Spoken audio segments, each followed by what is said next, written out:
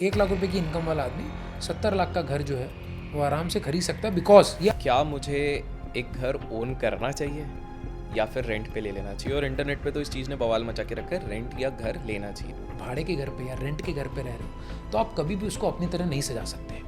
और मैं अगर पैसे कमा रहा हूँ और अगर मैं अपनी वाइफ को या पेरेंट्स को, अगर मैं उनको या अपने बच्चों को वो एटमॉस्फेयर ही नहीं दे पा रहा हूँ अपने घर पे, तो उस पैसे कमाने का क्या मतलब? फिर तो मैं घूमना भी छोड़ दूँ और अपना सारा पैसा कहीं और इन्वेस्ट ही कर दूँ। इंसान घर खरीदने जा रहा है तो इंडिया में बेसिकली ये रहता है कि रहने के लिए तो ले रहे हैं, but we are also taking it as an asset. Construction properties में अगर इन्वेस्ट कर रहे हैं और सही दिशा में या सही जगह पर आप इन्वेस्टमेंट कर रहे हैं। की भी राय लेना चाहूँगा कि क्या SIP सही है या रियल एस्टेट सही है। रियल एस्टेट की जब भी बात होती है ना, ब्लैक मनी की बहुत बात होती है कि रियल एस्टेट प्रॉपर्टीज़ में तो ब्लैक मनी का बहुत बड़ा क्वेश्चन रहता है। मैं आपका ओपिनियन जानना चाहता हूँ इस पर्टिकुलर एरिया पे। यू वोंट बिलीव कि we have lots of home buyers जिनकी नई नई शादी हुई है, they are 27, 28, 29 and they have still bought the property.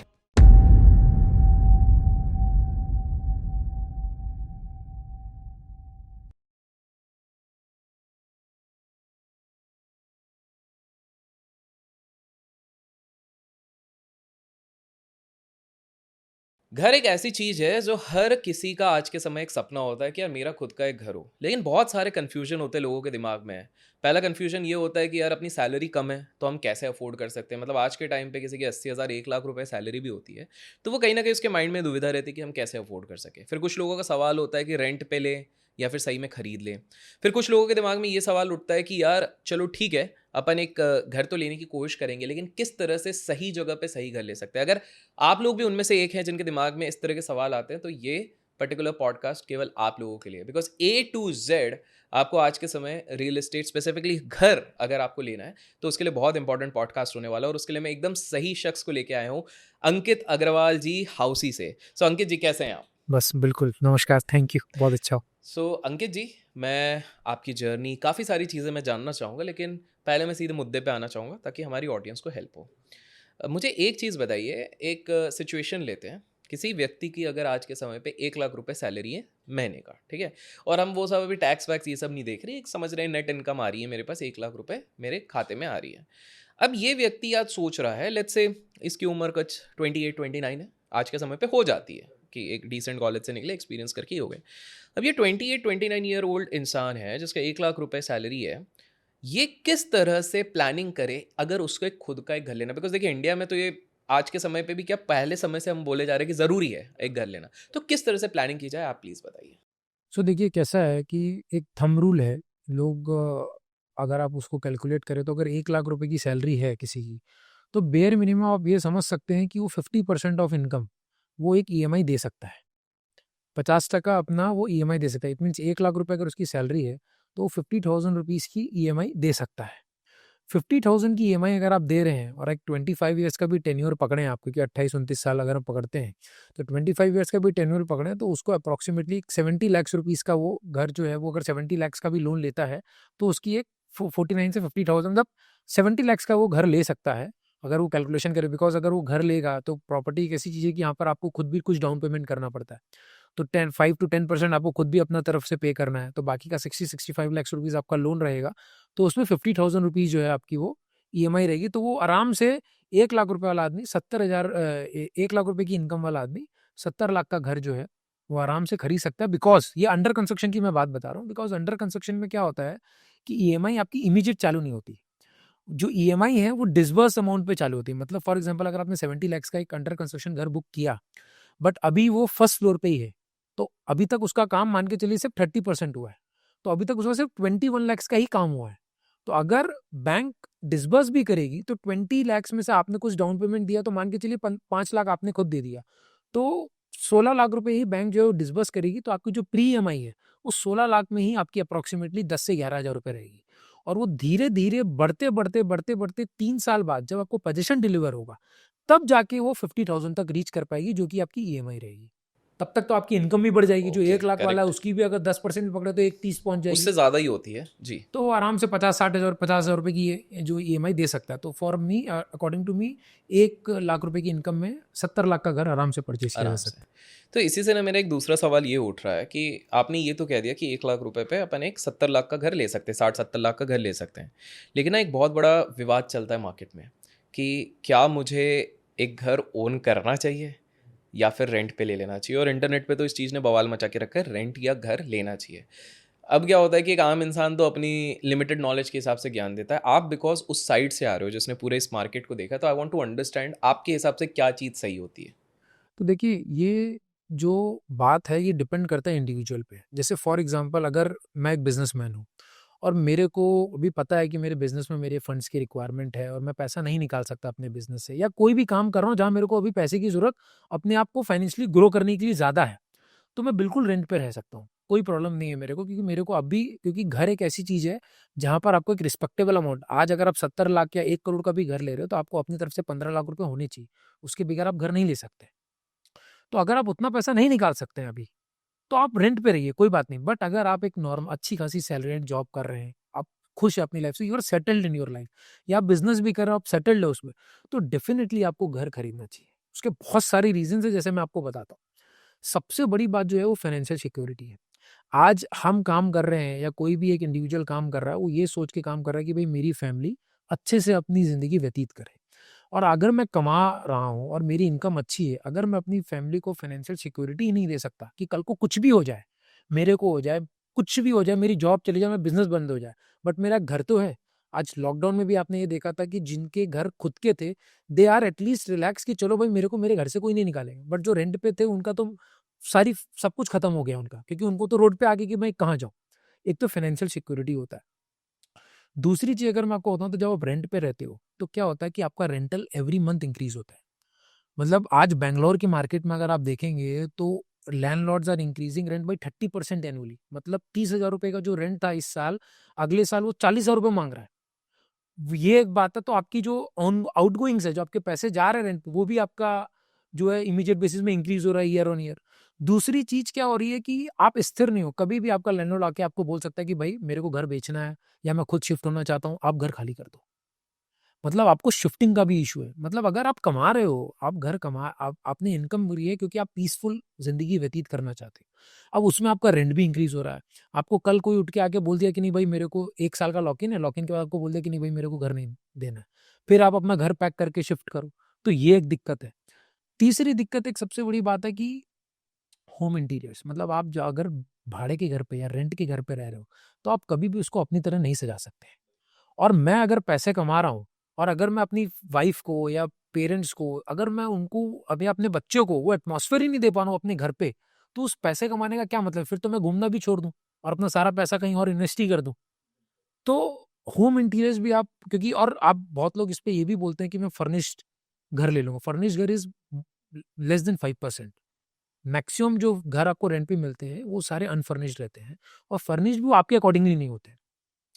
चौथी चीज़ मैं आपको और एक बात बताऊँ कि ये लोग फ़ील करते हैं, भले ही बोलते नहीं होंगे, कि जब आप रेंटल पे रहते हो और जब आप कोई घर ओन करते हो, तो जिस सोसाइटी में आप रहते हो ना, वहाँ पर भी आपको देखने का नज़रिया चेंज हो जाता है।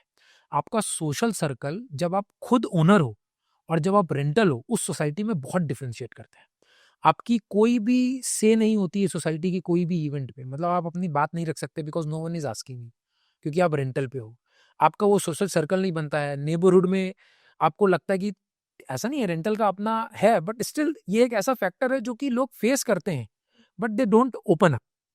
और ये सारी चीज़ें तो मैं आपको ये बता रहा हूँ कि जब आप एंड यूज़ के लिए ले लो, और जब और आप एप्रिसिएशन की भी बात करेंगे ना अगर, तो अगर आप सही से घर लेंगे, तो मैं आपको बता रहा हूँ कि 10% एनुअल कैपिटल एप्रिसिएशन, लोग रेंटल छोड़ दीजिए।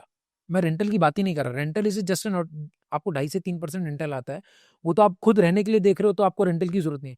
बट अगर आप सही से लेंगे, अगर आप पास्ट 5 ईयर्स का भी ट्रैक रिकॉर्ड देखेंगे ना, अगर आपने अंडर कंस्ट्रक्शन प्रॉपर्टी परचेज़ करी है या आपने कोई भी प्रॉपर्टी परचेज़ करी है, तो एक एवरेज आपको 10% एनुअल कैपिटल एप्रिसिएशन मिल ही जाता है। 2 करोड़ की प्रॉपर्टी है, 1 करोड़ की प्रॉपर्टी 1 साल बाद 1 करोड़ 10 लाख की हो ही जा रही है।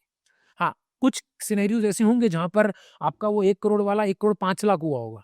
बट वो एप्रिसिएशन भी आपको मिल रहा है, प्लस साथ में इतनी सारी चीजें भी मिल रही है।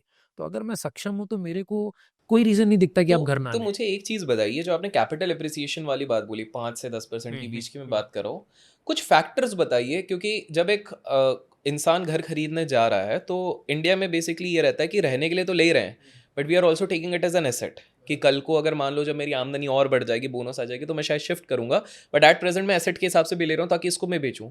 तो ये जो आपने कैपिटल एप्रिसिएशन बोला 5 से 10%, इसमें कुछ ऐसे फैक्टर्स बताइए जो कि इसको कंट्रीब्यूट करते हैं कि इसके चक्कर में यूजुअली घरों के दाम बढ़ते हैं। देखिए, सबसे आजकल लोगों के मन में ये चीज़ है कि मैं कहीं और इन्वेस्टमेंट कर दूं बजाय रियल एस्टेट के, बिकॉज वहाँ पर कोई रिटर्न नहीं आता है। तो देखिए, हमको ये समझना पड़ेगा कि आज आप देखते होंगे, स्टॉक की बात कर लेते हैं, स्टॉक मार्केट की बात करें, वहाँ पर कितने सारे कोर्सेज चलते हैं आजकल कि बिल्कुल। भाई आप स्टॉक मार्केट में कैसे इन्वेस्ट करें। बट आपने कहीं पर भी कोई भी ऐसा कोर्स देखा है जो बताए कि आप घर कहाँ से खरीदते हो, जबकि स्टॉक तो आप 1000, 2000, 5, 1 लाख का लेते हो, घर तो आप बेयर मिनिमम 30-40 लाख के ऊपर का ही बिल्कुल, लेते हो बेयर मिनिमम। बिल्कुल। फिर भी नहीं है, क्यों? क्योंकि सबको ये बात पता है कि स्टॉक मार्केट में तो आपका पैसा डूब जाएगा, डूब सकता है, नहीं डूब सकता है, बहुतों सेबी का खुद ही डूबता भी कहती है। है कि बिल्कुल हाँ, सबसे ज़्यादा डूब रहा है। बट रियल एस्टेट में आपको रेयर टू रेयरेस्ट सिनेरियो दिखेगा जहां पर किसी ने अगर 1 करोड़ का घर खरीदा हो और उसने 99 लाख में बेचा। बहुत रेयर टू वाओ! रेयरेस्ट ऐसे देखने मिलेंगे करेक्ट, आपको, राइट? बिल्कुल। तो हमको ये समझना है कि अगर आप इन्वेस्टमेंट के पॉइंट ऑफ व्यू से घर खरीद रहे हो, अगर आप एंड यूज से घर खरीद रहे हो तो आपको रिटर्न का कोई महत्व रखता नहीं, बिकॉज आप रहने के लिए देख रहे हो। अगर आप इन्वेस्टमेंट के हिसाब से देख रहे हो तो बेयर मिनिमम आप थोड़ा सा टाइम अपना इन्वेस्ट करिए टू एनालाइज कि मेरे को कहाँ इन्वेस्ट करना है। आपको अगर इन्वेस्टमेंट करना है तो आपको वैसे रीजन में इन्वेस्ट करना चाहिए जो डेवलपिंग रीजन, जहां पर अभी उतना डेवलपमेंट नहीं है but potential of future development बहुत ज्यादा हो। प्लस साथ में आप अंडर कंस्ट्रक्शन में इन्वेस्टमेंट करिए। बिकॉज देखिए, मैं आपको बताता हूँ अभिषेक जी, इंडिया में अभी एज प्रेजेंट जब हम बात कर रहे हैं, इतने सारे ऐसे लॉन्चेस चल रहे हैं, न्यू लॉन्चेस चल रहे हैं, जहां पर आपको आरओआई लेना है तो आप न्यू लॉन्चेस में इन्वेस्ट करें, जहां पर builder is increasing pricing on a weekly basis. मैं मंथ और साल की बात तो कर ही नहीं रहा हूँ, वीकली बेसिस में इंक्रीज हो रहा है। मतलब फॉर एग्जांपल, बिल्डर ने 1000 अपार्टमेंट्स ओपन किए, उसने 400 अपार्टमेंट पहले वीक में बेच दिए, उसने सैटरडे को बेचे, संडे को उसने अपना प्राइस इंक्रीज कर दिया, 1 करोड़ की जगह 1 करोड़ 7 लाख कर दिया, and still people are buying. तो मेरा कहने का मतलब ये है कि अगर आप आरओआई देखें तो आप अंडर कंस्ट्रक्शन प्रॉपर्टीज में अगर इन्वेस्ट कर रहे हैं और सही दिशा में या सही जगह पर आप इन्वेस्टमेंट कर रहे हैं तो आपको काफी अच्छा रिटर्न आएगा। क्योंकि अंडर कंस्ट्रक्शन में इन्वेस्टमेंट करने का सबसे बड़ा बेनिफिट क्या होता है कि बिल्डर जो है ना, वो खुद भी अपने प्रोजेक्ट की अप्रिसिएशन करता है। बिकॉज अगर उसको 1000 अपार्टमेंट बेचने हैं तो वो सारे अपार्टमेंट एक प्राइस में नहीं बेचता है, बिल्कुल। राइट? उसने 400 अपार्टमेंट बेचा 100 रुपए के भाव में, फिर उसको बाकी के 300 अपार्टमेंट बेचने हैं 110, 120 रुपए के भाव में, फिर बाकी के बेचने हैं 130, 100, तब जाके उसकी एवरेजिंग आती है।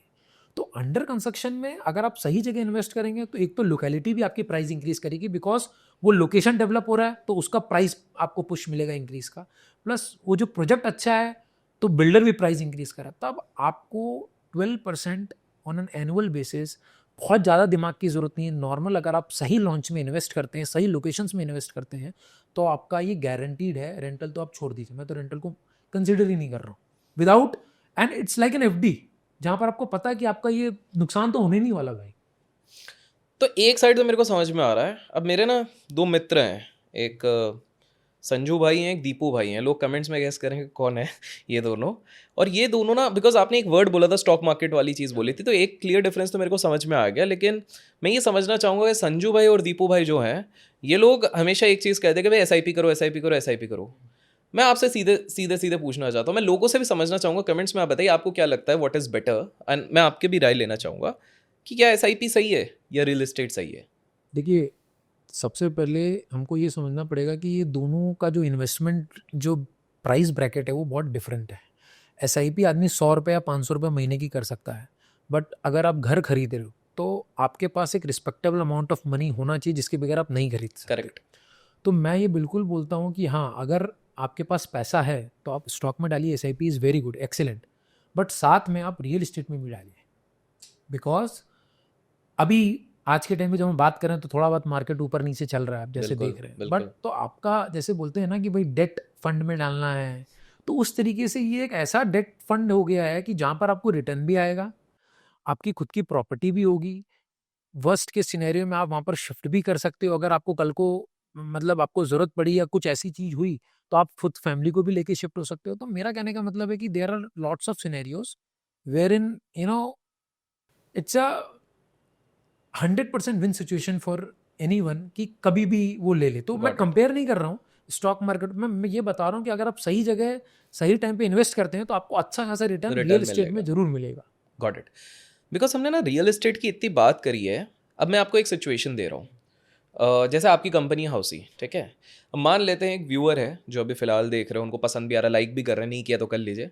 तो वो लाइक तो उसका बजट मान लीजिए, मैं एक व्यक्ति हूँ जिसका बजट है 60 लाख रुपीज़, ठीक है? मैं कुछ भी करूँगा, मैं दोस्तों यारों से लूँगा, थोड़ा मेरा डाउन पेमेंट करूँगा, थोड़ा मैं लोन लूँगा। तो पहले मेरे को ये समझाइए कि आप लोगों का मॉडल क्या है? मतलब बेसिकली अगर कोई हमको देख रहा है, मैं वैसे लोगों के लिए लिंक भी डिस्क्रिप्शन में डाल दूँगा, तो अगर वो आते हैं हाउसी पे, तो पहली बात आपका मॉडल क्या है? उससे पहले एक इम्पॉर्टेंट चीज़ है, जो मैंने आपको कहा था मैं आपसे पूछूँगा, आप ये हाउसी के जर्नी तक कैसे पहुँचे? पहले वो एक्सप्लेन कीजिए and how housie can actually help people, फिर वो बताइए। सो देखिए, हाउसी की जो जर्नी स्टार्ट हुई थी वो 2016 में हुई थी। एक्चुअली बेसिकली इसके पीछे एक ऐसा है कि मैंने इंजीनियरिंग की हुई है। सो मैंने भुवनेश्वर से इंजीनियरिंग की और राइट फ्रॉम स्टार्ट बिज़नेस करने का प्लान था। भुवनेश्वर में कहाँ से? भुवनेश्वर से मैंने आईटीआर करके कॉलेज है, जी, वहाँ से जी, जी, जी। इंजीनियरिंग की है। तो मेरा पहले से ही बिज़नेस करने का प्लान था, तो मेरे को एक क्यूएसआर चेन बनानी थी, क्विक सर्विंग रेस्टोरेंट की, जैसे मैकडॉनल्ड्स है वैसा जी, जी, प्लान था जी। कि भाई उसकी चेन बनानी है। तो मैंने अपने कॉलेज के सामने ही एक रेस्टोरेंट खोला था सेकंड ईयर में, बट वो फेल हुआ। फिर थर्ड ईयर में टीसीएस में प्लेसमेंट हो गया, फिर मुंबई आए। तो मुंबई में मैंने 2 महीना जॉब करी, फिर उसको छोड़ के मैंने फिर से एक क्यूएसआर रेस्टोरेंट खोला। वो थोड़ा 1 डेढ़ साल तक चला, बट फिर सिचुएशन बहुत ख़राब हो गई। उसको मेरे को सेल आउट, मतलब सब कुछ ख़त्म कर दिया पूरा। रहने के लिए जगह नहीं थी, मैंने कितनी सारी रातें तो लोकल्स में बिताई। बट उसके बाद क्या हुआ कि जब हम फर्नीचर सेल करते हैं ना रेस्टोरेंट का, तो मेरे को एक आदमी मिले जो खरीदने आए थे फर्नीचर को। तो उन्होंने पूछा, भाई क्या कर रहे हो, क्या करोगे, बंद हो गया सब कुछ? तो मैंने बोला अभी तो कुछ है नहीं, फैमिली से बोला कि और 2 महीना दे दो वरना वापस मैं लखनऊ चला जाऊंगा। तो उन्होंने बोला एक काम करो, मेरी वाइफ है जो होम लोन में काम करती है, तो तुम उसके साथ जुड़ जाओ, कुछ भी कर लो। तो उनकी वाइफ के थ्रू मैं होम लोन्स में इन्वॉल्व हुआ।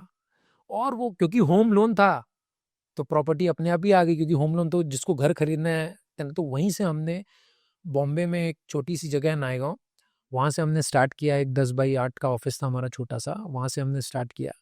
एंड धीरे धीरे करते करते आज हमारी 430 के आसपास हाँ, टीम मैंने है। एंड देखा आपके रिसर्च में। हमने जी। 8,000 करोड़ से ज़्यादा प्रॉपर्टी सेल की है, 7 सिटीज़ वाओ! में हम प्रेजेंस हैं। वाओ! और मतलब 5 लाख मंथली होम बायर्स हमारी वेबसाइट पे हाउसिंग में रेगुलरली आते हैं। तो ये एक हमारी बेसिक जर्नी थी। मैं तो बुरा मत मानिएगा, मेरे को एक क्वेश्चन आया है इसमें कि ये और I am pretty sure audience के दिमाग में आ गई, ये सब बाकी भी प्लेयर्स हैं ना, जैसे मैजिक ब्रिक्स हो गया और भी बहुत सारे करेक्ट सारे करेक्ट। प्लेयर्स हैं। अब स्वाभाविक सी बात है, मेरे दिमाग में ये सवाल आ रहा है कि उन लोगों में और आप में एग्जैक्टली डिफरेंस क्या है? सो देखिए, मैं आपको बताता हूँ, आज ये दीज जो जो ट्रेडिशनल पोर्टल्स हैं, ये सब जो चलते आ रहे हैं बहुत टाइम से, प्रॉपटेक में या रियल एस्टेट में कुछ चेंज आया नहीं है। तो इनमें और हमारे में सबसे बड़ा डिफरेंस ये है कि जब आप इनके पोर्टल पे इंक्वायरी करते हो, तो वहाँ पर लिस्टिंग्स रहती है अलग अलग, डिफरेंट डिफरेंट इंडिविजुअल प्लेयर्स की, इंडिविजुअल ब्रोकर्स की। तो आप उस पर इंक्वायरी करते हो, तो आपका नंबर जो है मल्टीपल लोगों के साथ शेयर हो जाता है, एंड वो सब आपको कनेक्ट करते हैं। हाउजी में जो है वो हमारा ऐसा नहीं है। हाउजी में जो है वो, अगर मैं आपको बताऊं, तो हाउजी में जितनी भी लिस्टिंग्स होती है वो डायरेक्टली हम ही करवाते हैं। सारे डेवलपर्स लोग खुद ही डायरेक्ट लिस्टिंग करते हैं, कोई उसमें थर्ड पेयर का इन्वॉल्वमेंट नहीं होता। आप जब इंक्वायरी करते हो, तब आप ही जो है, हमारी टीम ही डायरेक्टली आपको बिल्डर से कनेक्ट करवाती है। तो वो जो एक प्लेटफॉर्म हो गया जो डिफरेंट डिफरेंट ब्रोकर से आपको कनेक्ट करवा रहे हैं, यहाँ पर जब आप आते हो तो यहाँ पर कोई थर्ड पेयर नहीं, आप डायरेक्टली चीज़ों को देखते हो, आपको पसंद आता है। हमारे यहाँ ऑनलाइन साइट विजिट का कॉन्सेप्ट है, जहाँ पर मतलब हमने, हमारा जैसे मैंने बताया ना, हमारा एक पॉलिसी है कि होम बायर्स फर्स्ट। मतलब हमने पूरा वेबसाइट को इस तरीके से डिज़ाइन किया गया है कि हमने पूरा ये चीज़ की, in every conversation, in every transfer of information and in every transaction हम लोग होम बायर्स को फर्स्ट रखेंगे। इसके लिए हमारा पोर्टल ऐसा है इंडिया में पहला, जो कि हर एक प्रोजेक्ट का प्रोज एंड कॉन्स दोनों बताता है। अच्छा, आप मत नेगेटिव्स भी बताते हैं। उसके लिए हमारे बहुत सारे ऑब्जेक्शंस आए कि भाई तुम ये क्यों बता रहे हो यार, ये मत डालो। डेवलपर से या और बहुत जगह से आए हैं कि भाई ये बिल्कुल। हटा दो, नेगेटिव हो रहा है। बट हमने उस चीज़ को फाइट किया, हमने उनको भी समझाया, then they also get very open कि हाँ भाई चलो ठीक है, तुम सच दिखा रहे हो। तो हमारा ये है कि भाई जो सच है, हम आपको लोकेशन टूल बताते हैं, पोथ होल है, नाला है, वहाँ पर स्लम है, क्या है जो है वो आप देखिए, आप ऑनलाइन साइट विजिट करिए, फिर आप अपना डिसीजन लीजिए जैसा करना है। अच्छा मुझे एक चीज़ बताइए, जो प्रोज़ एंड कॉन्स की बात करें, रियल एस्टेट की जब भी बात होती है ना, ब्लैक मनी की बहुत बात होती है कि रियल एस्टेट प्रॉपर्टीज़ में तो ब्लैक मनी का बहुत बड़ा क्वेश्चन रहता है। मैं आपका ओपिनियन जानना चाहता हूँ इस पर्टिकुलर एरिया पे, क्या है सीन ये?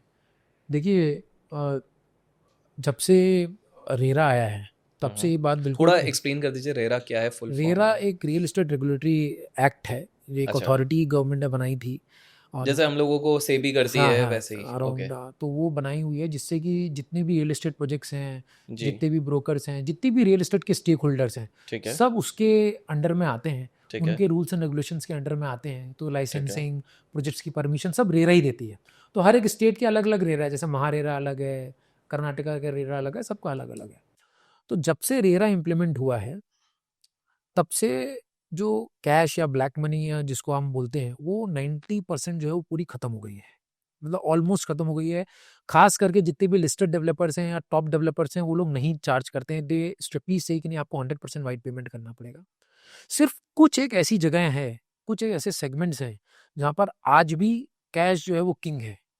जैसे कि अगर मैं आपको बताऊँ तो रिटेल, जब आप शॉप्स की बात करते हैं, जब आप रिटेल गाले या शॉप्स की बात करते हैं, वहाँ पर आज भी अगर आप देखेंगे, कुछ टॉप डेवलपर्स को छोड़ के, बिकॉज़ वो वहाँ पर भी कंप्लीट वाइट पेमेंट ही लेते हैं। बट स्टिल जो रिटेल शॉप्स है, वहाँ पर जो है कैश काफ़ी चलता है आज भी। मतलब रिटेल शॉप खरीदने के लिए आप बोल हाँ, रहे हैं? खरीदने की अच्छा, बात कर रहा हूँ। ठीक है। अगर आप खरीदते हैं उसको, हुँ, हुँ, हुँ। तो वो जैसे 1 करोड़ की शॉप है, तो उसमें अप टू 50, 55, 60% भी आपको जो है वो, मतलब ये 50% तो ये आपको। ये तो मैंने अपने पुणे में भी देखा हुआ है, पिंपरी चिंचवड और उस तरफ पे करेक्ट, ये तो सेम वो चीज़ हो आपको रही है। कैश देना पड़ता है। वो हुँ, एक रिटेल सेगमेंट है, और बहुत लोगों के मन में ये भी रहता है कि कैश अगर मैं दे रहा हूँ, तो क्या मेरे को प्रॉपर्टी सस्ती मिलेगी या महँगी मिलेगी? तो ऐसा कुछ नहीं है। कैश से ना तो आपको प्रॉपर्टी सस्ती मिलती है, ना महँगी मिलती है। जस्ट ओनली ये होता है कि अगर फॉर एग्ज़ाम्पल आपने कुछ कैश दिया भी, हुँ, हुँ। जो कि कोई लेगा नहीं अपार्टमेंट्स इन सब जी, में, तो कहीं अगर भूल चूक के किसी ने ले भी लिया, जी, तो उसमें आपके टैक्सेस का बेनिफिट मिल जाता है। क्योंकि आपका जो फ्लैट कॉस्ट है, जो एग्रीमेंट वैल्यू है, जैसे 1 करोड़ की प्रॉपर्टी है, जी, अब आपने उसमें 10%, 11% टैक्स लग रहा है फॉर एग्ज़ाम्पल, तो आपको 11 लाख लगा। अब करेक्ट। आपने उसमें 20 लाख कैश दे दिया, तो आपका 80 लाख का एग्रीमेंट हो गया। तब उसमें आपका 8,80,000 रुपए टैक्स लगेगा। तो आपका जो 1,20,000 रुपए का फ़ायदा हुआ, वो tax, because tax is on the agreement value. अगर एग्रीमेंट वैल्यू कम हो रही है, फ्लैट कॉस्ट कम हो रही है, तो उसपे आपका टैक्स का बेनिफिट जो है वो ये बच जाता है ये एक बस। बहुत इंटरेस्टिंग आपने इनसाइट दिया है। लेकिन टॉकिंग ऑफ इनसाइट मेरे को एक और चीज़ पता करनी है। जब भी हम रियल एस्टेट की बात करते हैं ना, तो रियल एस्टेट रिलेटेड काफ़ी स्कैम्स भी होते हैं। जिसके चक्कर में लोगों के दिमाग में थोड़ा-सा डर और भय बैठा रहता है कि यार ये सारा स्कैम हो रहा है, ये सारी प्रॉब्लम हो रही है। थोड़ा इसके बारे में हाइलाइट कीजिए, किस प्रकार के स्कैम्स ज़्यादातर यहाँ पर होते हैं मार्केट में और किस तरह से उससे कोप अप किया जा सकता है? सो देखिए, स्कैम्स जो हैं, उसको हम इस तरीके से समझते हैं कि कितने टाइप के स्कैम्स हो रहे हैं मेजरली। तो देखिए, सबसे पहला एक स्कैम ये है कि मैंने प्रॉपर्टी खरीदी या बिल्डर को मैंने पैसे दिए और मेरे को पोजीशन नहीं मिला, for X Y Z reason. Builder delivery नहीं दे पाया या मैंने फ्रॉड हो गया मेरे साथ, बट आउटकम ये है कि मेरे को पोजीशन नहीं मिल पाया। दूसरा ये होता है स्कैम की वेरिएंट, जहाँ होम बायर्स को ये पता लगता है कि भाई एक फ्लैट दो-दो को बेच दिया। ये भी होता है कि भाई एक ही फ्लैट जो है वो दो-दो, पता लग रहा है कि मेरे को भी बेचा है, मेरे को भी बेचा है। और तीसरा एक स्कैम जो लोगों को लगता है कि यार मेरे को बताया तो बड़ा फ्लैट था, बट जब मैं पोजीशन ले रहा हूँ तो मेरे को छोटा फ्लैट मिल गया। तो अब इसको हम समझने की कोशिश करते हैं कि क्या है ये। तो जो पहला स्कैम है, जहाँ पर हम ये बोलते हैं कि मेरे को डिलीवरी नहीं मिली। सो बेसिकली ये जो है, ये एक ही कारण से होता है, because of the developer profile. तो हमको इससे बचने के लिए, कि हम किस तरीके से ये मेक श्योर करें कि हमने जहाँ पर भी प्रॉपर्टी ली, वो हमको टाइमली डिलीवरी मिल जाए उसकी। हमको सबसे पहले तो ये मेक श्योर करना है कि हम ए ग्रेड डेवलपर से ही लें। आजकल मार्केट में बहुत सारे टॉप डेवलपर्स हैं जो अच्छे डिलीवरी बनाते हैं, तो हम उन्हीं के यहाँ लें। बट अब प्रॉब्लम ये है कि हाँ, वहाँ पर लोगों को लगता है यार प्राइस ज़्यादा है। यस, बिल्कुल मैं ये बोलूँगा कि उनका 5-7% या 10% प्राइस ज़्यादा रहता है। बट आपको ये समझना पड़ेगा कि रिस्क कितना है। आप 1 करोड़ की प्रॉपर्टी, आप में अगर वो 5-7 लाख रुपए ज़्यादा ले रहा है, तो 7 लाख के अगेंस्ट में आप 1 करोड़ रुपए रिस्क ले रहे हो, क्योंकि आपकी पूरी एक प्रॉपर्टी अगर आप दूसरे लोगे। तो आप ये मेक श्योर करके रखें कि आप अच्छे जगह ही डेवलपर से अगर आप लेंगे ना, तो आपको कहीं पर भी ये आएगा ही नहीं कि भई मेरे को डिलीवरी नहीं मिली। ये आप ठीक बिल्कुल है। रेस्ट एश्योर्ड रह सकते हैं, लिस्टेड डेवलपर्स हैं, प्रोमिनेंट नेम्स हैं। दूसरा, बट किसी कारणवश वो आपकी जिस लोकेशन में आपको चाहिए वहाँ पर वो डेवलपर का प्रोजेक्ट ही नहीं है। तो क्या होता है कि हर एक रीजन के कुछ डेवलपर्स होते हैं जो अच्छे होते हैं। तो आपको ये मेक श्योर करना है कि अगर ये टॉप डेवलपर्स को छोड़ के अगर आप किसी डेवलपर में जा रहे हो, तो आपको ये मेक श्योर करना है कि उसका पास्ट ट्रैक रिकॉर्ड अच्छा होना चाहिए। बेयर मिनिमम उसने कम से कम 10 से 15 प्रोजेक्ट्स तो डिलीवर्ड करने ही चाहिए। हो चुके होने चाहिए उसके, अदरवाइज आप उस पर पैसा मत डालो। दूसरी चीज़ कि कभी भी आप जा रहे हो प्रोजेक्ट, अगर आप किसी ऐसे डेवलपर के पास जा रहे हो जो आपको पता है कि भाई बहुत बड़ा डेवलपर नहीं है, तो आप फिजिकली खुद उनके 2 से 3 एग्जिस्टिंग प्रोजेक्ट्स में विजिट करो। ये एक ऐसी चीज़ है जो बहुत सारे यूजर्स नहीं करते, मैक्सिमम यूजर करते ही नहीं ये चीज़। होम बायर्स जिनको उनको करनी चाहिए, हम अपने सारे होम बायर्स को बोलते हैं, हम यहाँ पर हम ले जाके दिखाते भी हैं उनको कि भाई आप इस बिल्डर के यहाँ लेने जा रहे हो, आप उनके 2-3 प्रोजेक्ट्स तो देख के आओ कि भाई कैसी डिलीवरी मिली, वहाँ बात करो कि कितना डिलीवरी टाइम बोला था और कितने टाइम में बना के दिया, प्लस साथ में आप उनके कुछ ऑनगोइंग प्रोजेक्ट्स भी देख के आओ, तो वहाँ पर भी आपको पता लगेगा कि भाई कितने साल पहले से स्टार्ट किया था या अभी स्टार्ट किया था, कितना टाइम हो गया। जब आप ये रेकी कर लोगे ना, ये वर्किंग कर लोगे, तब आप इस चीज़ से बिल्कुल फ्री हो जाओगे कि नहीं भाई मेरे को डिलीवरी मिलेगी बिकॉज मेरा डेवलपर अच्छा है। ओके, तो थंब रूल यही है कि अच्छा डेवलपर लीजिए, टॉप डेवलपर लीजिए, अगर नहीं है तो एक ऐसा डेवलपर लीजिए जिसके पास 10+ प्रोजेक्ट्स की डिलीवरी हो और कम से कम लास्ट 3-4 साल में उसने 2-3 प्रोजेक्ट तो डिलीवर किए ही हो। पहला ये स्कैम ओके, का हो गया। ठीक है, दूसरा ये हो गया कि भाई फ्लैट जो है वो 2 को बेच दिया, एक ही फ्लैट। बिल्कुल ये तो देखिए ये सारी चीज़ें कहाँ होती है ना, ये सारी चीज़ें रजिस्ट्रेशंस के पहले होती हैं। मतलब यूजुअली क्या होता है, जब आप बुकिंग करते हो तो सबसे पहले आपको अलॉटमेंट लेटर मिलता है, आप उसके बाद फिर आपका रजिस्ट्रेशन होता है। कहीं कहीं पर कुछ स्टेट्स में रजिस्ट्रेशन पोजीशन पे होता है। तो इसमें आपको ये मेक श्योर करना है सबसे पहले तो अलॉटमेंट के पहले ही बहुत सारे डेवलपर्स, कुछ डेवलपर्स होते हैं जो पैसा ज़्यादा डिमांड करने लगते हैं कि भाई मेरे को 30% 40% दियो। तो आप ये मेक श्योर करके रखें कि गवर्नमेंट रेरा का रूल बोलता है कि 10% से ज़्यादा अलॉटमेंट के पहले नहीं देना है। ठीक है, आप 10% का पेमेंट दीजिए, आपने अलॉटमेंट ले लिया। अब आजकल के टाइम पे बहुत सारे ऑनलाइन, बिकॉज रजिस्ट्रेशन का पूरा डेटा ऑनलाइन हो चुका है, आप जिस भी प्रोडक्ट में अंडर कंस्ट्रक्शन प्रॉपर्टी में अगर आप ले रहे हो, आपने जो भी फ्लैट का वो दिया है, आप आराम से ऑनलाइन, बहुत सारे ऐसी वेबसाइट है, बहुत सारे ऐसे प्लेटफॉर्म्स में मैं पता भी लग जाएगा यूजर्स को कि वेरियन आप चेक कर सकते हो कि वेदर ये फ्लैट सोल्ड आउट है कि नहीं है। ओह, ओके, ओके, तो आपने वहाँ पर ओके, किया, तो आपने चेक किया, आपको पता लगा कि नहीं भाई ये सोल्ड आउट नहीं है, देन इट्स। बट अगर ऑलरेडी रजिस्टर्ड है किसी के पास तो आप फिर वहीं पर हो ये जाएंगे। बहुत तो लोग चेक नहीं करते हैं, कोई बिल्कुल, नहीं चेक करता, आप मेजोरिटी पब्लिक ये नहीं चेक करती है। हाँ, अगर आप अच्छे डेवलपर के पास ले रहे हो तो कोई दिक्कत है ही नहीं। ये सारे सिनेरियोज ना एकदम जब लोकलाइज डेवलपर में आप चले जाते हो, वो ये कैटेगरी के काम करते हैं जो मतलब ए ग्रेड है या टॉप डेवलपर से, तो कुछ नहीं होता ये सब। बट आपको ये चेक करना है कि आप तो पहले अमाउंट कम दें, ठीक है, उसके बाद आप चेक करें ऑनलाइन डेटा में, उसके बाद ही आप आगे का प्रोसेस करें। तीसरा जो आपका स्कैम है, वेर इन फ्लैट मेरे को बड़ा मिला, बोला तो बड़ा था अब छोटा हो गया, ये जो कारण है ये सुपर बिल्डअप और कारपेट का खेला है। ओके, यस, देखिए क्या होता है कि आज अगर आप देखेंगे कि मुंबई महाराष्ट्र को छोड़ के अगर आप बैंगलोर भी जाएंगे या एनसीआर में जाएंगे, वहाँ पर सुपर बिल्डअप चलता है। सुपर बिल्डअप मतलब आपको बोलेंगे 2 BHK 2100 square feet, but actual में जो कारपेट होगा ना वो होगा आपका, मान के चलिए कोई 1100 का देगा, कोई 1200 का देगा, या फिर अगर, तो ये जो डिफरेंस है ये सुपर बिल्डअप एरिया कैलकुलेट होता है। इसमें क्या होता है कि डेवलपर बोलते हैं कि भाई लॉबी का एरिया, लिफ्ट का एरिया, बाकी एमिनिटीज़ का एरिया, इसकी कैलकुलेशन होती है। तो सबसे सिंपल अच्छी बात है कि आप सारे एरिया को भूल जाइए, आप सिर्फ कारपेट एरिया देखिए। आपको डेवलपर या कोई भी बोल रहा है कि एजेंट या ब्रोकर कुछ भी बोल रहा है कि सर ये तो 1800 स्क्वायर फीट का एरिया है, आप बोलो भाई इसमें कारपेट कितना है मेरा, ठीक है, क्योंकि कारपेट एरिया ही आपका एग्रीमेंट में मेंशन रहेगा, कारपेट एरिया के बेसिस में ही आप वो डिसीजन लोगे। तो सबसे पहली चीज़ तो कारपेट एरिया ही सब कुछ है। अगर आपको रेट भी कैलकुलेट करना है ना कि मेरे को महंगा मिल रहा है कि मेरे को सस्ता मिल रहा है, देखिए क्या होता है, 1000 स्क्वायर फीट का कारपेट कोई डेवलपर 1800 रुपये बिल्डअप पे भी दे सकता है, 2000 बिल्डअप पे भी वो 1000 का ही कारपेट दे सकता है। तो आपको क्या करना है, आपको कारपेट एरिया देखना है, उसके ठीक है, हिसाब से आप अपना रेट कैलकुलेट करिए और कारपेट एरिया के बेसिस में ही आप डिसीजन लीजिए कि आपको कितना चाहिए, पहली चीज़। दूसरी चीज़, आप सैम्पल फ्लैट्स पे बहुत ज़्यादा ट्रस्ट मत करें। देखिए सैम्पल फ्लैट क्या होता है, सारे डेवलपर्स सही बनाते हैं, बट आपको ये समझना पड़ेगा कि मेजोरिटी, अब आप नए लॉन्चेस में जाते हैं, सैम्पल फ्लैट जो है वो सेल्स ऑफिस में बनता है, वो बिल्डिंग में नहीं बनता है। आप समझ रहे हैं, वो सेल्स ऑफिस है, वहीं पर साइड में उन्होंने सैंपल बनाया। तो सारे एकदम सेम होना पॉसिबल नहीं है। कितनी बार हाइट्स का डिफरेंस है, जब हाइट ज़्यादा रहती है तो आपको वैसे ही फ्लैट बड़ा दिखता है। प्लस सैंपल फ्लैट में जो फर्नीचर लगे रहते हैं वो कस्टमाइज्ड उस फ्लैट के अकॉर्डिंगली होते हैं। मिरर्स लगे रहते हैं, आपको दिखता है अरे यहाँ पर तो डाइनिंग टेबल भी आ गई, यहाँ पर तो कबर्ड भी आ गया, बट फिर जब आपको डिलीवरी मिलती है आपका कबर्ड है 2.5 फीट का, वहाँ पर लगा है 2 फीट का, तो आप बोलते हैं अरे तो छोटा हो गया। तो आप सैंपल फ्लैट पे उतना मत करिए, सिंपल है, आप डायमेंशंस देखिए। जैसे फॉर एग्जांपल जब आप बुक करने जाते हो तो आपको यूनिट प्लान मिलता है जिसमें 10x12 का लिविंग रूम, 10x12 का बेडरूम या 10x8 का किचन। आप वो डायमेंशन देखें, अपने खुद के जो एग्जिस्टिंग घर है उस पर जाएं और उस पर डायमेंशन नाप लीजिए। अच्छा मेरा अभी का लिविंग रूम 10x20 का है, मैं खरीदने कितने में जा रहा हूँ, 10/18 का, अच्छा मतलब एक टाइल्स मेरी कम हो गई, then you will get the actual understanding कि मेरे को इतना बड़ा फ्लैट मिलेगा। आप समझ रहे हैं? आप सैंपल फ्लैट पर ट्रस्ट करें, बट पूरा ट्रस्ट मत करें, क्योंकि वो शो शाइन इतना ज़्यादा रहेगा, और हाइट का फ़र्क, कभी कभी थोड़ा बहुत स्क्वायर फीट का भी रेयर टू रेयर फ़र्क हो सकता है, बट डायमेंशंस में कभी चेंज नहीं हो सकता। जो डायमेंशंस दिए हुए हैं वही गॉट इट। डायमेंशंस है, तो आप वही डायमेंशंस अपने घर पे जाइए, वाओ। अपने घर पे जाके नापिए, आपको एक्चुअल समझ में आ जाएगा कि अच्छा मेरा बेडरूम अभी इतना है, मेरे को मिलेगा 2 फीट ज़्यादा या 1 फीट ज़्यादा, so that you will get the idea. तो इस तरीके से जो है आप ये जो मेजर 3 चीज़ें हैं, ये मतलब इतनी डिटेलिंग में आपने समझाया, ये वाला एंगल तो मैंने भी नहीं सोचा था गाइज। आप लोगों को बहुत कुछ सीखने मिल रहा है, लाइक करते रहिएगा। इसी से मेरे को एक चीज़ आई है, ये मेरे को लगता है बहुत कॉमन लोगों की प्रॉब्लम होगी, क्योंकि हमने भी अपने रिलेटिव्स में देखा ये वाली इशू हुई है। क्या होता है कि जब हम घर लेने जा रहे हैं, सो घर लेते वक्त क्या होता है कि आप पहले एक टोकन अमाउंट देते हैं, और टोकन अमाउंट में बहुत बार जो बिल्डर रहता है वो बोल देता है दिस इज़ नॉन रिफंडेबल, इस तरह की वो क्लॉजेस बता देते हैं, ये वाली चीज़ है। एंड लेट्स से किसी कारण जब फोरफिट करने की बारी आती है तो वो लोग बोलते हैं भैया अब तो ये पैसा गया आपका।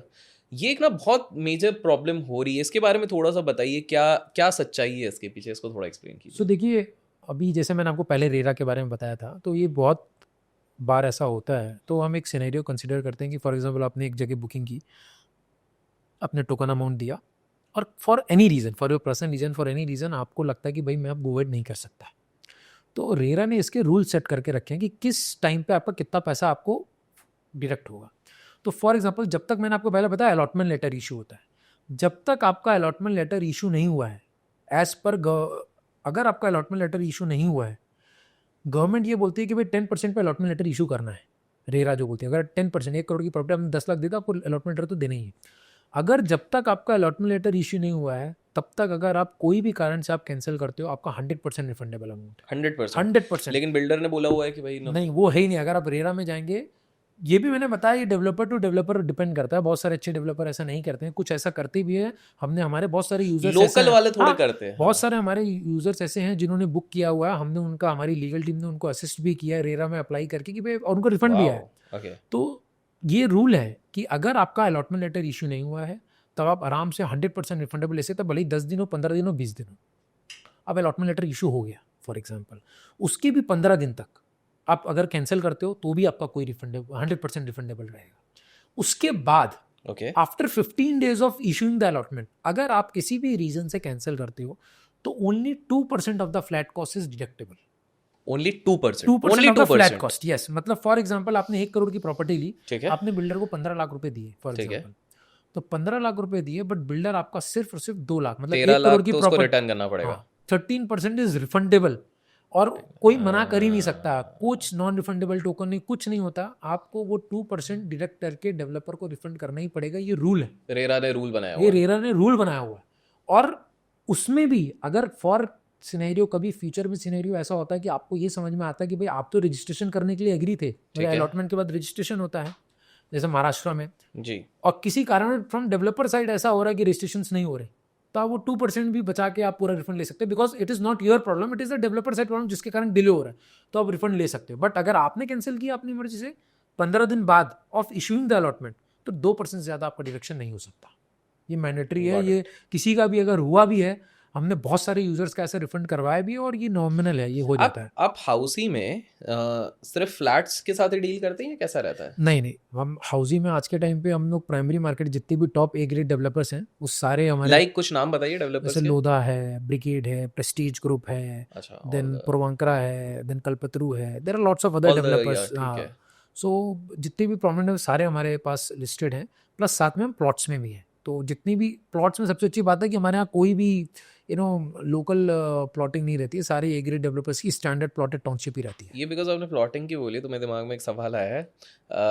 ये एक इंसान आज के समय पे जब इन्वेस्ट करने जाता है तो उसके दिमाग में ये सवाल उठता है कि यार मैं फ्लैट में पैसे डालूं, कमर्शियल में डालूं या प्लॉट में डालूं, तो आपका क्या कहना है इसमें?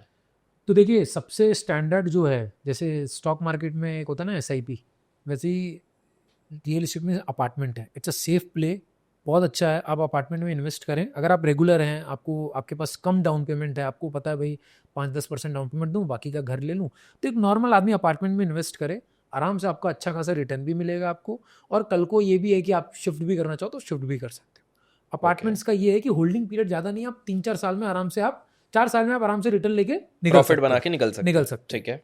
जब प्लॉट्स की बारी आती है तो प्लॉट्स में आपको ये समझना पड़ेगा कि प्लॉट्स में जो होल्डिंग टाइम है ना वो थोड़ा लॉन्ग देना पड़ेगा, कितना लॉन्ग? क्योंकि देखिए प्लॉटिंग जो है वो कभी भी आपको विद इन द सिटी नहीं मिलती, एकदम आउटस्कर्ट ऑफ सिटी रहती है, राइट। जितनी भी आप प्लॉटेड टाउनशिप देखेंगे थोड़ा आउटसाइड ऑफ सिटी रहती है। करेक्ट। तो उस प्लॉटिंग का रिजल्ट आपको तभी आएगा जब वो रीजन डेवलप होगा, जो आउटस्कर्ट का रीजन है, राइट। और वो रीजन को डेवलप होने में थोड़ा समय जाएगा। तो अपार्टमेंट जैसे मैंने बोला 4 साल, तो अगर आप ये सोचेंगे प्लॉट में मैं अभी डाला और 3-4 साल में 3 साल में मैं निकल जाऊँ, तो आपको हो सकता है उतना अच्छा रिटर्न ना मिले।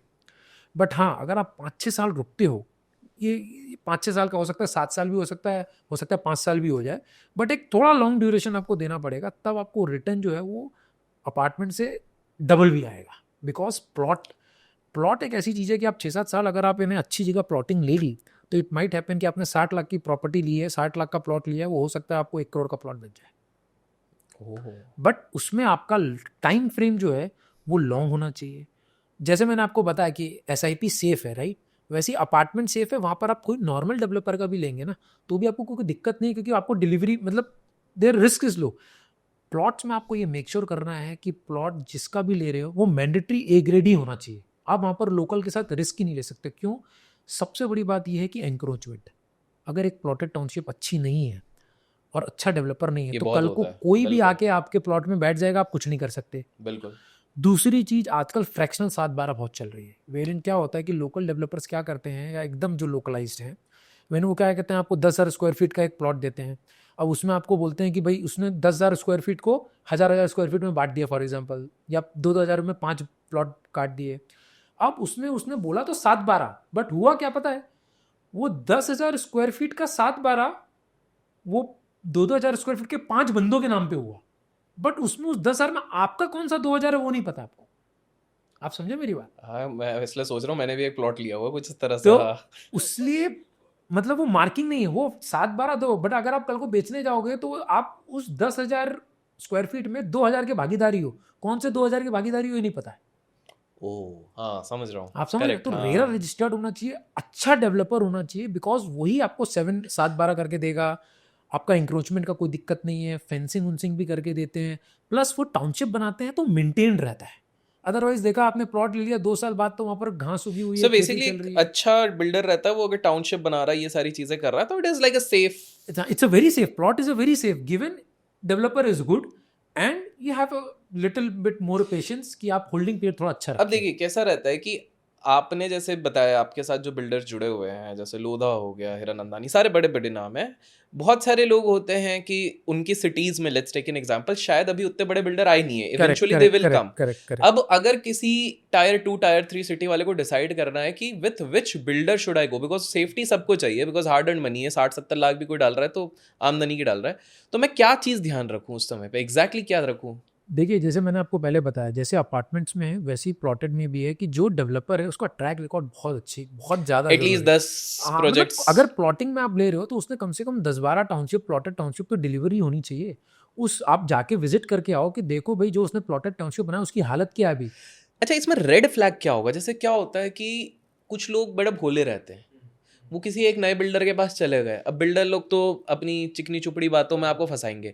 मैं कब समझ जाऊं कि भाई मुझे संभलना चाहिए? ऐसा कुछ हिंट मिल सकता है मुझे? देखिए अगर आप स्पेसिफिक टू प्लॉट्स की बात करें प्लॉट्स के लिए बिल्कुल। तो सबसे पहले तो मैं ये बोलूँगा कि अपार्टमेंट्स में उतना लीगल में आप आदमी को नहीं घुसना पड़ता है, वो सब थोड़ा ट्रांसपेरेंट और सिंपल रहता है। प्लॉट्स में मेरे को लगता है कि अगर आप नॉलेजेबल नहीं हैं और अगर आप थोड़े लोकल प्लेयर के साथ ले रहे हैं तो I think you should hire an advocate. बहुत सारे एडवोकेट ऐसी सर्विस प्रोवाइड करते हैं जो कि उस पूरे प्रॉपर्टी का लीगल टेक्निकल करके आपको बता देंगे कि इसकी हिस्ट्री क्या है। बिकॉज आप इंडिविजुअली देख नहीं सकते, करेक्ट। क्योंकि उसमें लैंड रिकॉर्ड्स देखने पड़ते हैं, सारी चीज़ देखने पड़ते हैं। अगर आप रिस्क ले रहे हैं कि आपको प्लॉट में इन्वेस्ट करना है तो आप भले ही उसको 5,000 रुपये फीस दे दो, 5-10 हज़ार रुपये ज़्यादा हाँ, कुछ फर्क मतलब नहीं इतना पड़ता है। लाखों खर्च कर रहे हो हाँ, तो भाई। तो आप उसको फीस दो, आप उनको बोलो कि भाई जाके इसके ट्रैक पहले आप चेक करो, इस प्लॉट के पेपर्स क्या हैं, किस तरीके का मेरे को मिल रहा है। कोई भी एक छोटा सा भी अगर उसमें किसी ने स्टे या कुछ भी डाल के रखा ना तो वो चीज़ें अटक जाती है। उधर से आप तो समझ इसके लिए जाइए। मैंने बताया आपको कि प्लॉटिंग गारंटी मैंडेटरी है कि आप अच्छे डेवलपर से लो, रिटर्न अच्छा आएगा, लॉन्ग टर्म होल्डिंग रहे।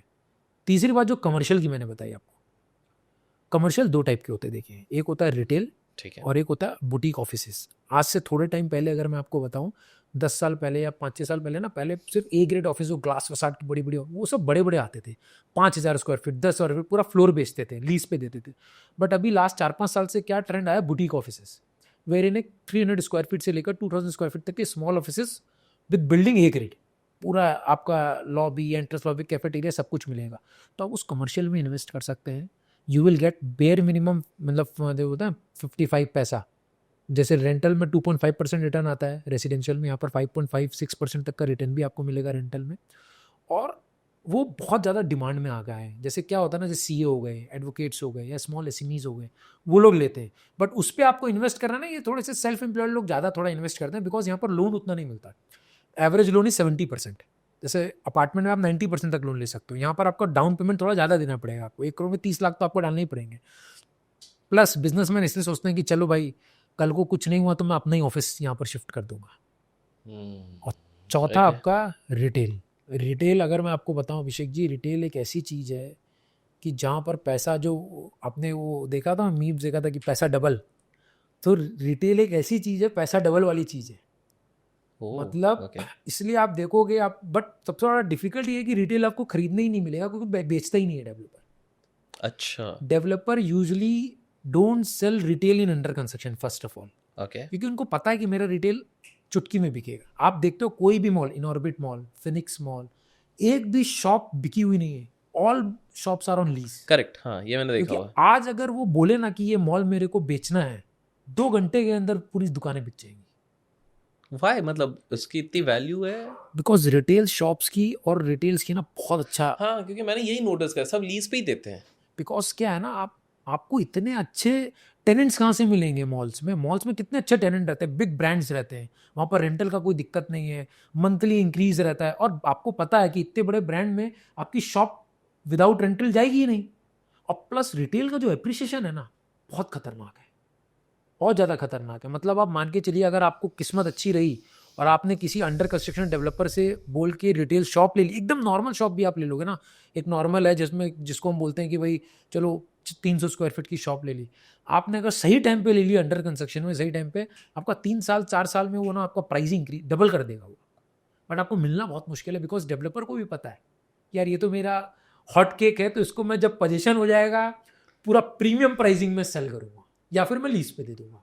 इसलिए या तो मेरा बहुत ही कोई जिगरी क्लोज होगा तो हाँ, फिर मतलब मैं इफ यू उन आर इन पे। द इंडस्ट्री, जैसे अगर आप देखेंगे जो रियल एस्टेट फैटर्निटी के लोग हैं, जब वो इन्वेस्टमेंट करते हैं, वो अपार्टमेंट्स में तो करते ही हैं, बट वो रिटेल्स में बहुत हाँ, करते ये हैं मैंने देखा हुआ कि है। हाँ भाई वो रिटेल में एंड यूजुअली यही डाल पता दिया। लगता है कि ये इंडस्ट्री वाले लोग ही रहते हैं जो ये सारे ओन करते हैं रिटेल वाली स्पेसेस, ये मैंने बिकॉज इस नोटिस पे, करा है। और आप देखेंगे ना जितनी भी आप बिल्डर्स की अपार्टमेंट्स देखेंगे, अगर नीचे आप देखेंगे तो बैंक की देखते हैं आपकी, बैंक को दे दिया, या कोई विजय सेल्स को किसी ने दे दिया, किसी और को दे दिया, बड़े बड़े शोरूम्स बिल्कुल, को दे दिया। बिल्कुल, बिल्कुल। ये सारे डेवलपर ही ओन करते हैं।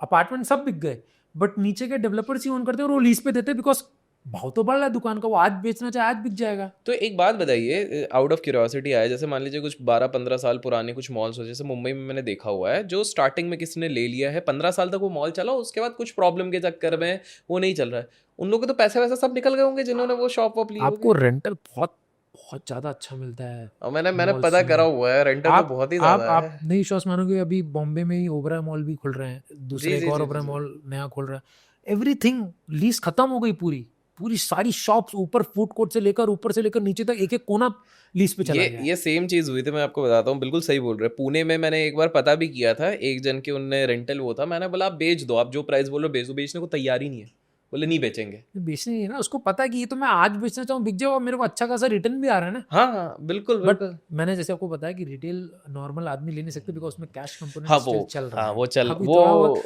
नहीं, नहीं, मतलब हाँ, तब प्रोमिनेंट चल डेवलपर्स नहीं करते ऐसा, बट चल स्टिल रहा है, थोड़ा बहुत है इसमें। बट हाँ, वो रेडी नहीं होते हैं, मतलब सबको पता है कैश का हुआ है, तो क्यों किसी को बेचेंगे। अंकित जी, बहुत ही तगड़ा कॉन्वर्सेशन चल रहा है, बट मेरे 2 सवाल हैं, और दोस्तों आपको अगर पसंद आया पार्ट 2 कमेंट्स में लिखिए, ताकि मैं इनको वापस लाऊं और भी रियल एस्टेट रिलेटेड सवाल के लिए, और लाइक ज़रूर कीजिए। तो पहला सवाल है सीधे मुद्दे पे, राइट एज क्या होगी किसी को अगर अपना घर खरीदे? अब ऑब्वियसली ये वेरिएबल है बहुत सारी चीज़ों पे, बट मैं इन जनरल इसको दो भाग में कर लेते हैं। आपके हाउसी में आप यूजुअली एज रेंज क्या देखते हो कि इस रेंज के बीच में लोग खरीद रहे हैं घर, और आपके हिसाब से क्या राइट एज होनी चाहिए? देखिए अभी अगर देखेंगे लास्ट 5 to 6 years में ये काफ़ी ड्रास्टिक चेंज आया है कि पहले जो एवरेज एज 37, 38 ये सब होती थी, आजकल ये एवरेज एज घट के 32, 35 हो गई। मतलब majority of the user oh, जो घर खरीद रहे हैं दे आर 30, 32, 33, 34। इवन आप यू वोंट बिलीव कि we have lots of home buyers जिनकी नई नई शादी हुई है, they are 27, 28, 29 and they have still bought the property. ये फोमो के चक्कर में कर रहे हैं या स्मार्ट डिसीजन ले रहे हैं? नहीं नहीं, ये स्मार्ट डिसीजन नहीं है। बिकॉज सी देखिए मैंने कैसे बताया कि आज हस्बैंड है, वाइफ है, they are doing well to do job, उनकी जॉब अच्छी चल रही है एंड दे वांट कि हाँ भाई मेरे को अच्छी खासी जॉब करनी है और अपनी लाइफ ग्रो करनी है। ठीक है, तो उनको लगता है कि यार अच्छा है ना अपना खुद का घर लें। सही बिकॉज बात है। ऑब्वियस सा बात है, आज हम जितना वेट करेंगे घर लेने में, प्राइस तो कंटिन्यूसली इंक्रीज हो रहा है। और वो क्या डिसीजन लेते हैं, they instead of buying resale property they go for under construction. जैसे मैंने आपको बताया कि अंडर कंस्ट्रक्शन में आपकी लाइबिलिटी तो ड्यू अमाउंट पे रहती है। आपने Correct. 1 करोड़ का घर लिया बट अभी 20 लाख गया तो आपकी प्री EMI जो है, जो इंटरेस्ट है, वो तो 10-12 हज़ार से स्टार्ट हुआ ना। तो 3 साल में आपने घर तो अभी के भाव में ले लिया, ठीक है, आपका EMI अभी कम जा रहा है, बट और आपको 3 साल में आपको डिलीवरी जब मिल जाएगी तो आपका भाव भी इंक्रीज हो गया, तब आपकी मेन EMI भी चालू हुई और तब तक आपकी इनकम भी इंक्रीज हो गई। वहीं पर एक दूसरा होम बायर है जो सोचेगा भाई अभी मैं कुछ नहीं करता हूँ, सीधे 3 साल बाद खरीदूंगा। जब 3 साल बाद खरीदने जाएगा तो वो 1 करोड़ की प्रॉपर्टी तो 1 करोड़ 50 लाख की हो जाएगी या 40 लाख की हो जाएगी। तो उससे बढ़िया ना अंडर कंस्ट्रक्शन में अभी ले लूँ, मेरी EMI तो अभी से चालू नहीं होने वाली उतनी, थोड़ी थोड़ी होगी। तो एज ग्रुप बहुत कम हो गई है। और घर खरीदने का सिंपल एज है when you are settled in your life, when you think कि now I am settled, now अब मेरे को फैमिली भी है या मेरी शादी भी हो गई है, मेरे बच्चे हो रहे हैं, तो मेरे को अब घर खरीदना चाहिए, then it is the best time to buy the property. हाँ, और आज के टाइम पे लोग स्मार्ट है, जल्दी अगर उनको वो सेटलमेंट लाइफ की मिल जा रही है तो इट्स बेटर कि आप हाँ घर मतलब लेट डिले क्यों कर रहे हो। क्योंकि जितना डिले आप करेंगे उतना तो प्राइस जो दोस्तों आपका ये इंक्रीज एक होता चीज़ रहेगा। इस पूरे कॉन्वर्सेशन एक चीज़ तो क्लियर हो गई कि मनगढ़ंत जो कहानियाँ चलती है सोशल मीडिया पे, हर कोई ज्ञानी बन के कि नहीं भाई रेंटेड घर पे ही रहो, जिंदगी भर रहो, ये सब ठीक है, इंडिविजुअल सबका मतलब अपना इसमें अपना देखिए, है। इसमें भी जो कहानी है ना वो क्या होता है, लोग क्या बोलते हैं यूजली कि भाई ये घर है हम्म 2 करोड़ का, हम्म इसका रेंट है 1.5 लाख, हाँ हाँ यही EMI है हाँ 1.5 लाख रुपया, रेंट है हाँ 70,000 रुपया। आप समझिए पहली बात तो अगर वो रेडी घर है और अगर वो बंदा उसमें रह रहा है तो वो ROI के लिए नहीं रह रहा है, वो अपनी खुशी के लिए खुश रह रहा है, अपनी खुद के लिए, हाँ सेटिस्फेक्शन के लिए अपना रह रहा है छत कि एक भाई है। मेरी फैमिली है, मेरी उसमें सोशल सर्कल है, मैंने अपने घर का इंटीरियर करा के रखा हुआ, मेरे को रिलैक्स है। हाँ, अगर वही चीज अगर आप ROI का पर्सपेक्टिव देखें तो आप अंडर कंस्ट्रक्शन में लो ना। आप जब 2 करोड़ का घर लोगे अंडर कंस्ट्रक्शन में, आपकी प्री EMI तो 20-25 हज़ार से स्टार्ट होगी, करेक्ट वो तो धीरे धीरे करेक्ट बढ़ती जाएगी। करेक्ट तो करेक्ट। आप रीसेल को ROI से मत देखिए, आपको अगर इन्वेस्टमेंट करना है तो एनालाइज करिए, अंडरस्टैंड करिए और उसके हिसाब से आप इन्वेस्टमेंट करिए कि कहाँ पर और ये करना चाहिए। बिल्कुल सही है, 2020 में मेरे एक दोस्त के साथ यही हुआ था। सो हमारा हमेशा डिबेट चलता था, मैंने बोला मैं तो घर ओन किया हुआ है, तो फिर उससे मेरी बात हुई थी, तो वो रेंटल पे रहते थे और कोविड का जब पहला वेव चला था तो लैंडलॉर्ड्स काफ़ी टेंस्ड रहते थे। तो उसके फैमिली में किसी को हो गया तो लैंडलॉर्ड ने सीधे कहा कि भाई पुराना जितना है तो निकलो अब। उस माहौल में आप उस याद माहौल कीजिए में आप फर्स्ट बताइए क्या लॉकडाउन में, करेगा वो आदमी। एंड ही इज लाइक यार अभिषेक बहुत बड़ी गलती हो गई यार, ले ले। उसकी सैलरी सब सही थी बट वो यही सोच के सुन सुना के कि भाई ठीक है ना मैं 60,000 रेंट दे रहा हूँ पर बढ़िया अपने हिसाब से मैं रह रहा हूँ, and then he realised and now he has owned वैसे द पैसा प्रॉपर्टी। कमा के अगर आप अपने मेन टाइम जो है 30 to 40 या 40 to 50 जो भी आपका टाइम है, अगर आप उसी में हर चीज़ से कॉम्प्रोमाइज़ करेंगे, बेसिक से स्टैंडर्ड ऑफ लिविंग से आप कॉम्प्रोमाइज़ करेंगे, आप सोचो भाड़े पे रहूँ, हर 2 साल में चेंज करूँ, इंटीरियर से कॉम्प्रोमाइज़ कर लूँ, सोशल सर्कल में कॉम्प्रोमाइज़ कर लूँ, हर चीज़ में अगर कॉम्प्रोमाइज़ करोगे तो आप उस पैसे का करोगे क्या? सही मतलब बात फिर है। जब आप बूढ़े हो जाओगे तब आप उसको फिर अगर ऐसे देखे तो वही जैसे मैंने बताया कि घूमने भी मत जाओ, कहीं पर भी मत जाओ, हर चीज़ बस अगर वो कर दो, और जबकि यहाँ पर आपको एप्रिसिएशन भी मिल रहा है। आप अंडर कंस्ट्रक्शन में लीजिए ना, आप कल को आपने प्रॉपर्टी ली, आपको अगर पैसे की ज़रूरत है, आप बेचिए, आपको रिटर्न भी देके जा रहा है, थोड़ा ना आपको नुकसान हो जाएगा। नुकसान तो हो ही नहीं सकता। 99.99% पीपल इन रियल एस्टेट 1 रुपये कमाए या 1 करोड़ प्रॉफिट कमाए, कमा के जाता है, नुकसान कोई नहीं करके जाता है। अच्छा, हाउसी में आपका अभी तक सबसे जनरल एक अपर रेंज में प्रॉपर्टी कितने कितने में बिकी होगी? जी देखिए, आज अगर हमारे पास हाउसिंग में अगर मैं जैसे मैंने बताया कि हमारे पास 20 लाख रुपए के घर खरीदने से लेकर ओह, ओके। हमने जो सेल किया है वो अराउंड 37 to 38 करोड़ के ट्रांजेक्शन्स भी हमने तो बस किए। एक नॉर्मल सवाल है, आउट ऑफ क्यूरियोसिटी लोगों को होगा, ये 20 करोड़ के ऊपर वाले जो घर होते हैं उसमें ऐसा क्या रहता है जो इतने महंगे हो जाते हैं? सी देखिए 70% तो उसमें लोकेशन ही होती है प्राइस जो प्राइम लोकेशन। आप बस लोकेशन का ही प्राइस है। कंस्ट्रक्शन में तो ठीक है बहुत ज़्यादा डिफरेंस नहीं आएगा, बट मैक्सिमम जो होता है ना वो प्राइस होता है। और दूसरा जैसे आप 40 करोड़ या 50 करोड़ में जाते हो, सबसे अच्छी बात आपको ये देखना ना कंस्ट्रक्शन उसमें वो बेयर शेल होते हैं। जैसे अगर हम 30 लाख का घर लेते हैं ना या 50 लाख का घर लेते हैं, वो तो बिल्डर लोग ऑफर देके फर्निश भी दे देते हैं कि भाई एसी भी ले लो, हाँ हाँ फ्रिज हाँ भी ले हाँ लो। हाँ हाँ हाँ। जो ये अगर आप 18-20 करोड़ के ऊपर का घर ले रहे हो तो ये बेयर शेल घर होता है। बेयर शेल मतलब इसमें दीवारें भी नहीं होती, इसमें फ्लोरिंग भी नहीं होती, इसमें प्लम्बिंग भी नहीं होती, कुछ नहीं होती है, पूरा बेयर शेल रहता है। बिकॉज जो 20-25 करोड़ का घर लेता है ना, वो कम से कम 3-4 करोड़ रुपए का इन्वेस्टमेंट करके उसको अपनी तरीके से डिजाइन कराता है। रेनोवेट तो करता है मैक्सिमम जो प्राइसिंग है ना, वो प्राइसिंग और वो जो सर्कल है, जो आदमी 20-25 करोड़ का घर खरीद रहा है ना, उसको वो नेबरहुड वैसा चाहिए। तो नेटवर्किंग के लिए हाँ, उसको तो वो चाहिए। आज बॉम्बे में उभरा है कि एक बिल्डिंग है जहाँ पर आप नाम ले लो इंडिया के रिचेस्ट पर्सन्स का, सबके घर वहाँ पर आपको मिलेंगे। कोई 200 करोड़, कोई 150 करोड़, कोई 170 करोड़, सबके ऐसे हैं। ट्रिप्लेक्स, ड्यूप्लेक्स, सब पेंट हाउस सब वहाँ पर बिक रहे हैं, वैसा है। फाइनल सवाल, हॉट सवाल, ये बताइए कि 2025 में अब मुझे कहीं पर मान लीजिए प्रॉपर्टी लेनी है, कुछ भी करेक्ट प्लॉट करेक्ट हो गया, रियल करेक्ट एस्टेट हो गया, किस रीजन ऑफ इंडिया में यूजुअली मुझे निवेश करना चाहिए? तो देखिए जैसे मैंने आपको बताया कि हमको वैसी रीजन में इन्वेस्ट करना चाहिए जहाँ पर scope of appreciation, scope of development ज़्यादा हो। डेवलपिंग रीजन्स में हमको इन्वेस्टमेंट करना चाहिए, जहाँ पर सब कुछ डेवलप हो चुका वहाँ नहीं। अब मैं आपको सिटी वाइज बता देता हूँ। जैसे कि अगर मैं आपको मुंबई का बताऊँ तो मुंबई में आपको पनवेल में इन्वेस्टमेंट करना चाहिए, जहाँ का नवी मुंबई नैना सिटी के अंडर में आता है। नवी मुंबई एयरपोर्ट स्टार्ट हो जाएगा तो मेन छत्रपति शिवाजी टर्मिनस जो मेन एयरपोर्ट है उससे ज़्यादा उसमें पैसेंजर्स जाएंगे। वहाँ पर मुंबई 3.0 भी उसको बोल रहे हैं वहाँ पर। और सारे ए ग्रेड हीरानंदानी का है, वहाँ पर एल का है, गोदरेज का है, वाधवा का है, पैराडाइज ग्रुप का। दीज आर प्रोमिनेंट नेम्स जो कि वहाँ पर ले, आप वहाँ पर इन्वेस्ट करें, यू विल गेट एक्सीलेंट। क्योंकि एक तो एयरपोर्ट है, प्लस अटल सेतु अगर आप जानते होंगे, हाँ हाँ, जो लॉन्गेस्ट ब्रिज ब्रिज बना है, है, वो बिल्कुल। साउथ बॉम्बे को सीधे आप 30-40 मिनट्स में आप सीधे टच बहुत ही करते हैं। प्यारा वो बना है, तो बिल्कुल। ये आप मुंबई में इन्वेस्ट कर सकते हैं। दूसरा अगर बैंगलोर में आपको बताऊं तो बैंगलोर में नॉर्थ बैंगलोर एक रीजन है एरोस्पेस पार्क, जो कि एयरपोर्ट से, केम्पेगौड़ा एयरपोर्ट से नज़दीक है। वहाँ पर आप लास्ट 4 साल में ऑलरेडी 70% अप्रिशिएट हो चुकी है प्रॉपर्टी। मतलब 60 लाख की प्रॉपर्टी आज 1 करोड़ में बिक रही है वहाँ पर। But still there is a huge scope, क्योंकि वहाँ पर क्या ना, इतने बड़े बड़े कंपनीज के पूरी इंडस्ट्रीज और कंपनीज आ रही हैं कि एनी हाउ वहाँ पर लोगों को रहना ही है। अब जब वो रहेंगे तो मेन सिटी में तो जाएंगे नहीं। तो करेक्ट। वहाँ पर by default rental and housing demand increase होगी। सारे अच्छे अच्छे डेवलपर्स हैं वहाँ पर, तो वहाँ पर आप लीजिए, क्योंकि वहाँ पर मॉल्स भी आ रहे हैं, सब कुछ। मतलब वो एक ऐसा हो गया कि आपको बैंगलोर जाने की जरूरत नहीं है, आप वहीं पर अपनी ज़िंदगी काटेंगे। वैसे ही हैदराबाद में अगर मैं आपको बताऊँ तो हैदराबाद में कोकापेट एक रीजन है जो एक आईटी पार्क है, आईटी हब है मतलब पूरा। बट उससे और अपकमिंग डेवलपमेंट एक बडवेल करके रीजन है ओके। हैदराबाद में, जहाँ पर क्या है कि एक नया city developer recently Telangana government ने लैंड ऑक्शन किया था, जो उनको 3,500 करोड़ में उन्होंने लैंड बेची है सिर्फ। आज तक का सबसे अच्छा, सारे डेवलपर्स लोगों ने तुरंत खरीद ली।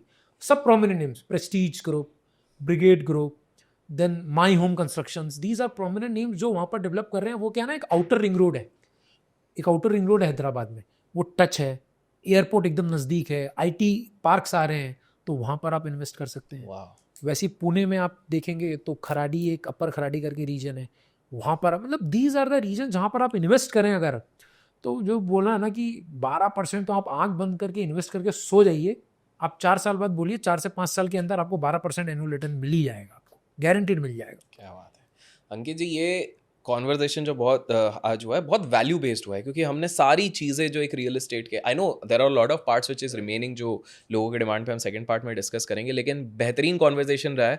सो once again thank you so much, thank you. आप बिल्कुल आए। एंड गाइज आपको कैसा लगा बिल्कुल कमेंट्स में बताइए, लाइक कीजिए, शेयर कीजिए। मैं हाउसी का लिंक भी डिस्क्रिप्शन में दे दूंगा, अगर आप लोग लेना चाहते हैं तो you have seen the person behind it and आप लोग जाके चेकआउट कर सकते हैं। Till then keep learning, keep growing, keep investing and keep learning.